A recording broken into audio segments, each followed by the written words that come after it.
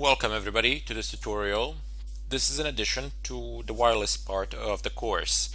Anyway, I have noticed in the discussions that a lot of people were struggling, Windows users were struggling with their virtualized environments and they were unable to access their wireless card. I have mentioned this in my original course that you won't be able to access your physical hardware, your integrated wireless network card from your VirtualBox. You will need to either create a bootable Linux CD in order to access it or buy a USB wireless device.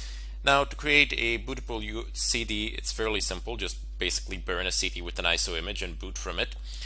But getting the USB wireless adapter, setting it up with VirtualBox can be a little tricky, and I have noticed that a lot of people out there have had problems with that. They were unable to do it, and that is why I have made this tutorial as an addition to the course, a free addition to the course, in order to help you guys out, or ladies if there are any. I haven't noticed in the discussions, but my apologies if I have missed.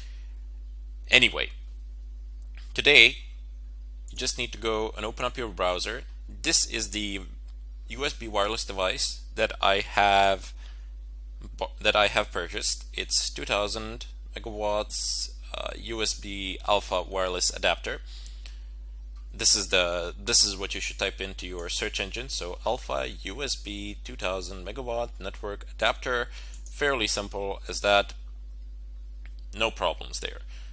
You will be prompted with a ton load of results. You can purchase it from pretty much anywhere. I personally got it from eBay because it had some favorable shipping options. But you can get it from anywhere. The prices are pretty much the same. Have a look at different sites, see if you can get it a bit cheaper, something of a kind. It's around $28 pretty much wherever you look, but feel free to have a look around. Anyway, depending on which version of VirtualBox have you installed, you can actually download the extension pack here. So there's like 1, 2, 3, but chances are that if you have installed a VirtualBox on Windows that you already have an extension pack. Linux users have to additionally install the extension pack because it's not open source. But I mean, you as a Windows user, you most likely have it installed already. If not, just go ahead and click here. You'll be prompted with this one, download, and it says open with. Press OK. By the time the download is done, just go ahead and click on it and basically just follow through the wizard. Keep clicking the next button, quite literally.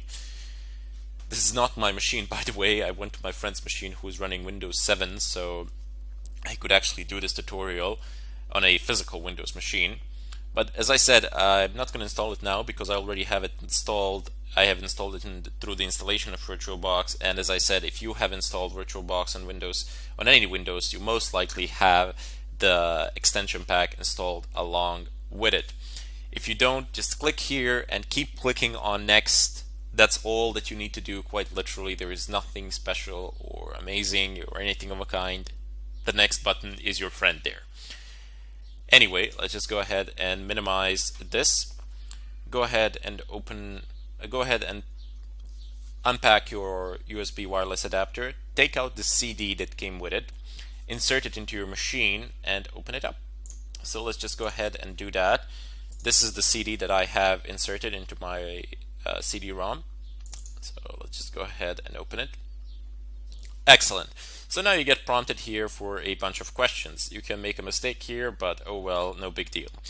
First of all, if you have bought the same device as I have, you will click on Indoor USB Wireless.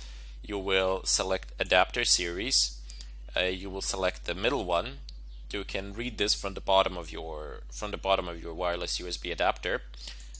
Click here, and the version as well. So same place. Just take your wireless USB adapter, look at the bottom at the label, and there you will be able to find all this information.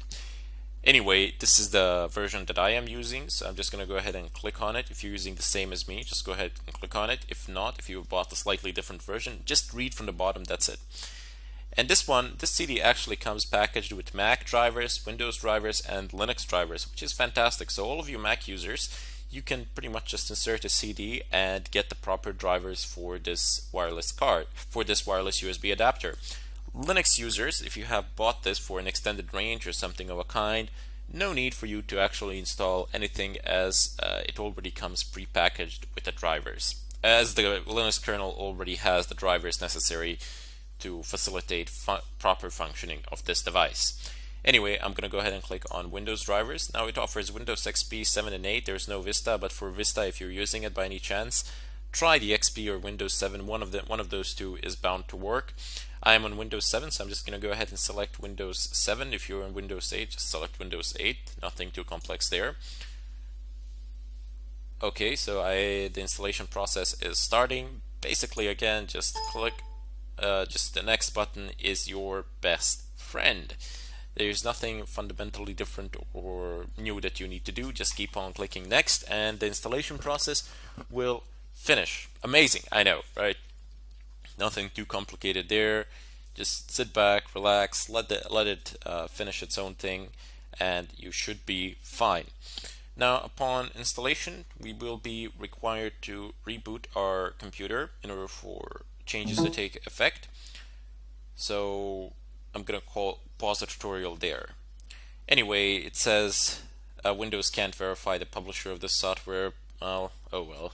That's one of the things you have to live with. It's a CD that I've gotten from them, so I'm guessing if there's nothing that there's nothing unsafe on it. I'll just go ahead and say install this driver anyway. This is definitely not something that you should do if you have downloaded from the internet or something of a kind, but I have gotten the CD from the company, from the order, so should be fine. Anyway, the installation process is ongoing. I don't know, prompting you. If you can hear this clicking sound from time to time, that's basically Windows figuring out what the device is as the drivers are being installed. Anyway, I truly hope that this does help you out a great deal and help you out follow through the wireless part of the course without any problems, without making a bootable CD or any such changes for all the Windows users out there. If you're a Mac user, you can also do pretty much the same as well. If you need help figuring how to do it on Mac, please let me know in the discussion section. And here I'm just going to say that I do want to restart my computer now. So I'm going to pause the tutorial here and I will continue upon when I return. In any case, I bid you all farewell.